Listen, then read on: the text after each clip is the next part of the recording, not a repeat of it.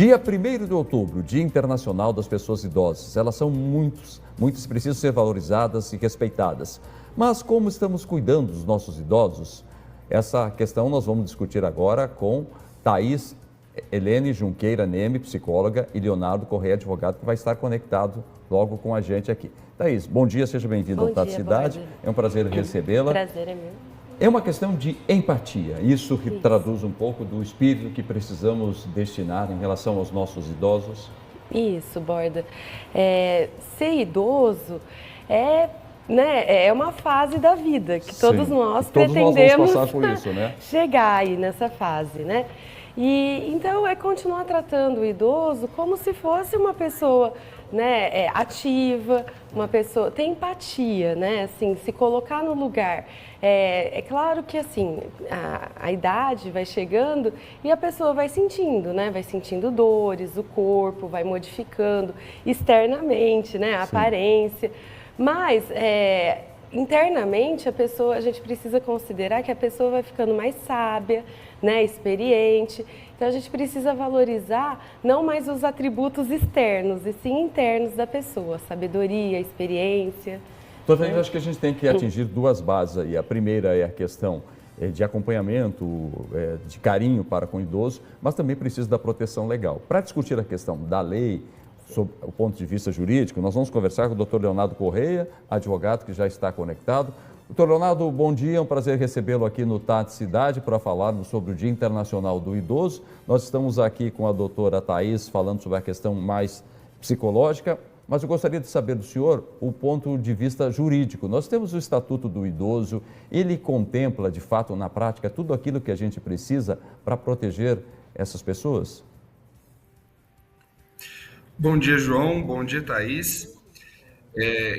O Estatuto do Idoso, ele é um estatuto específico de uma parcela da população específica que visa trazer direitos e garantir os próprios direitos das pessoas idosas, né? Ele está em vigor desde o dia 1º de outubro de 2003, né? De maneira proposital, entrou em vigor no Dia Internacional do Idoso, e ele trouxe um arcabouço legal robusto, né, para assegurar direitos fundamentais como saúde, até a questão do transporte gratuito, que a gente tem um pouco mais de prática, porque em Ribeirão Preto a gente consegue ver essa situação acontecendo, por mais que de maneira, muitas vezes, não da forma como a gente gostaria, mas a gente também consegue ver acontecendo, né?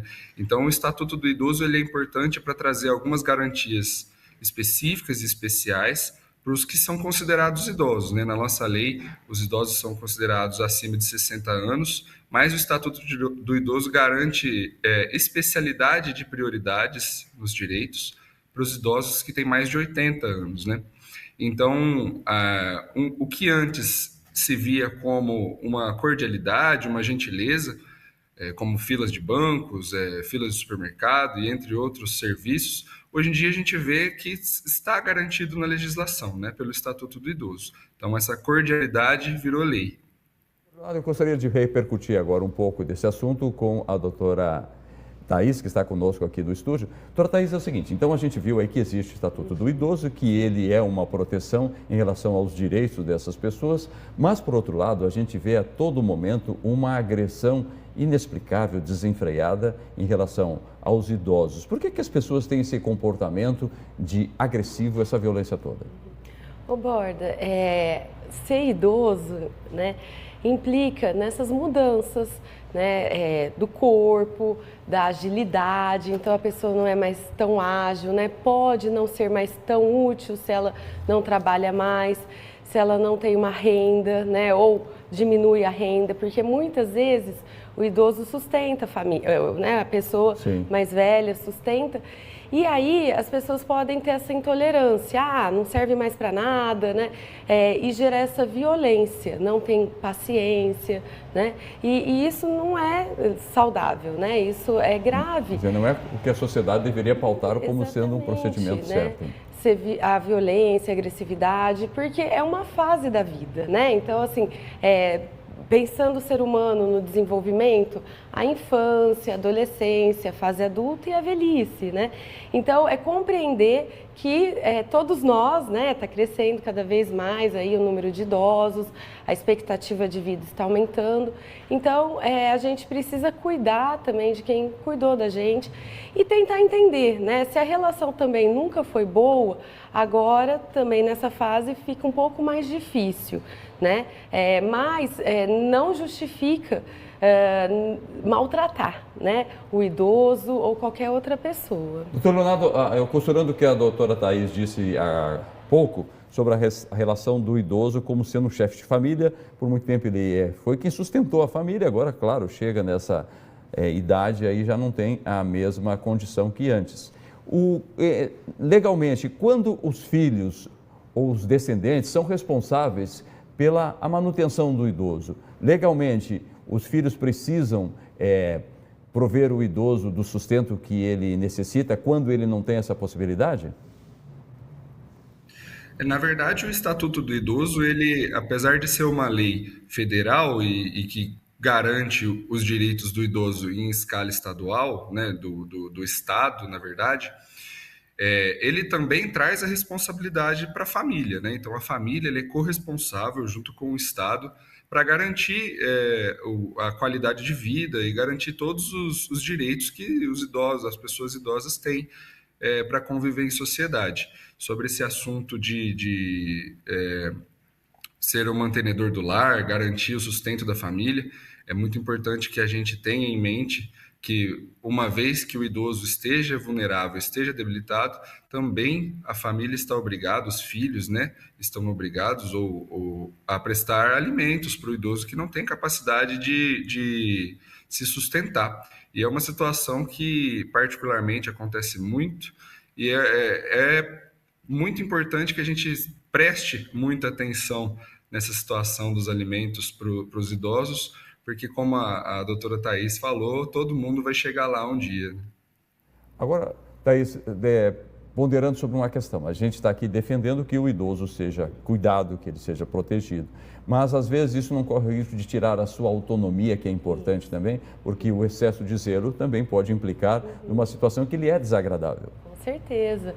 É continuar tratando o idoso, né, Borda, de uma forma respeitosa. E manter, assim, deixar com que ele tenha independência e autonomia, né? Que ele continue realizando as atividades de vida prática e diária. Muitas vezes o idoso, ele prefere continuar morando sozinho.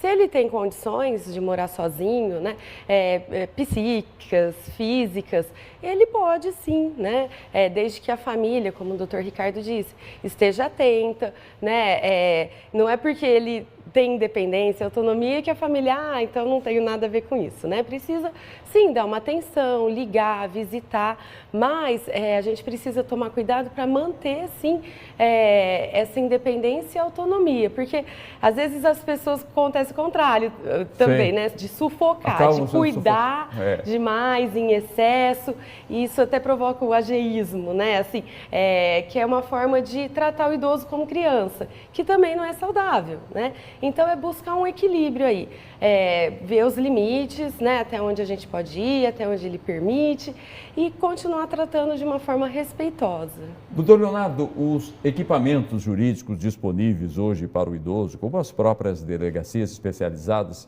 são eficientes? O idoso encontra nesses órgãos tudo que ele necessita?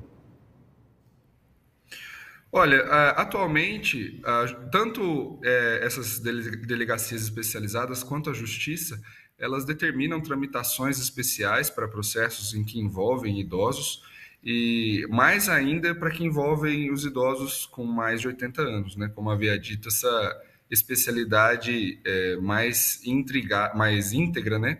Para essas pessoas que têm mais idade ainda, né? Para os idosos especiais, digamos assim. Que a lei trata os maiores de 80 anos. Então, na Justiça, a gente vê funcionando, sim, a tramitação prioritária, os processos andam de forma mais rápida, até para benefício dessas pessoas que tanto necessitam de agilidade em momentos de vulnerabilidade.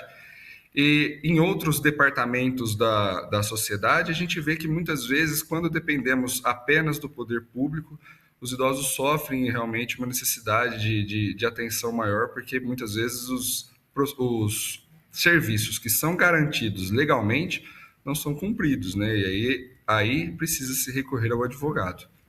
Um segundinho para os dois, por favor, porque nós vamos agora a uma entrada ao vivo do nosso repórter Luiz Cláudio Alba, que tem também a ver com esse assunto. Diga aí, Alba, meu amigo.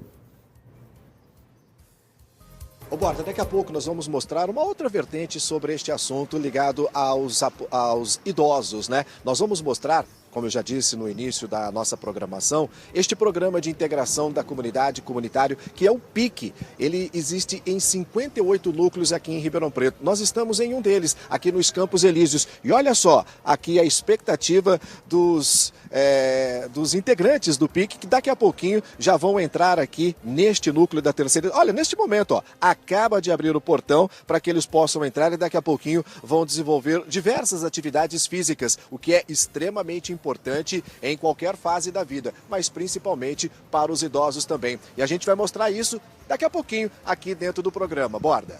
Ótimo, muito legal, porque isso também nos dá aqui, Alba, uma ponte para perguntarmos para a doutora Thaís.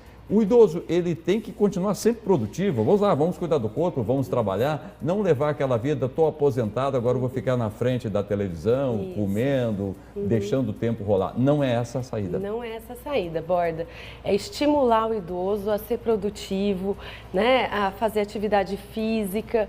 Se for o caso, muitas vezes, quando as pessoas aposentam, né, sempre teve uma vida ativa, ela tem uma tendência a entrar em depressão. Né, ou ficar muito triste, isolada, porque associa, né, a vida produtiva dela, a vida social. Então, o familiar, os amigos, quem estiver próximo, acolher e até levar para psicoterapia, né, buscar ajuda psicológica ou psiquiátrica, né, para tomar alguma medicação. Então, é estar sempre atento. Não, ele continua, ou ela, a mesma pessoa, claro, né, com outras condições, mas continua ativa. Se não continuar, é estimular para fazer atividade física, uma beleza, muito né? Assim, legal. Se quando possível trabalhar, né? Assim, ou estar incluso em grupos ou na própria família, né, Borda? Para a gente encerrar, doutor Leonardo, objetivamente, então, o idoso tem um problema, procure seus direitos. Em poucas palavras, é isso. Perfeitamente. Se qualquer pessoa da sociedade, na verdade, que tiver algum problema legal, ele precisa procurar os seus direitos, porque nós temos a lei a nosso favor quando o assunto são direitos fundamentais como saúde, até a questão do transporte, a questão da alimentação, e principalmente nessa questão do idoso, que tem uma proteção especial que veio com o Estatuto do Idoso, né? Então, se tiver qualquer problema, é bom procurar o advogado de confiança. Muito obrigado, doutor Leonardo, pela entrevista. Obrigado, doutora Thaís.